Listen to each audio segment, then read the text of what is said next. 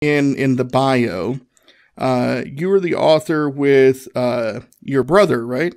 Correct. Yep. Yes, my brother Guy. Yeah. And the book is The Dying Art of Leadership, How Leaders Can Help Grieving Employees Excel at Work.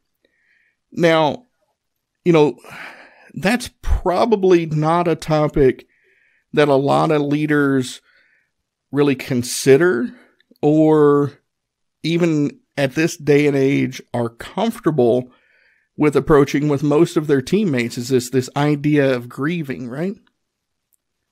You are exactly right. In fact, when we were researching the book, there were a couple of things that were real sort of aha moments for Guy and I. One was, and this study is a bit dated on these numbers now would be even higher, but one was that grief in the workplace costs companies just in the U.S. $75 billion a year in lost productivity.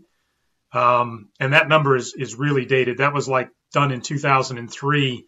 The organization that did that has said that they're redoing that study and they would expect it to exceed $100 billion now. And that would certainly be true with all that's going on with COVID and, all of the things there that I'm sure we may touch on later.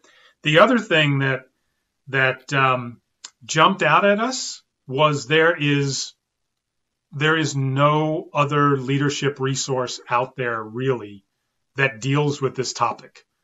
And for something to be so costly, estimates would say potentially 1 in 4 people show up to work in some stage of grief. It is one of the most awkward, most emotional, most uncomfortable leadership challenges that leaders are the least prepared for because it's not taught anywhere. Right? There are no leadership companies except for the one my brother and I started. It's not taught in any college programs. It's not taught in any leadership seminars. It's really just sort of left up to the leader's own devices on how they will handle each individual situation.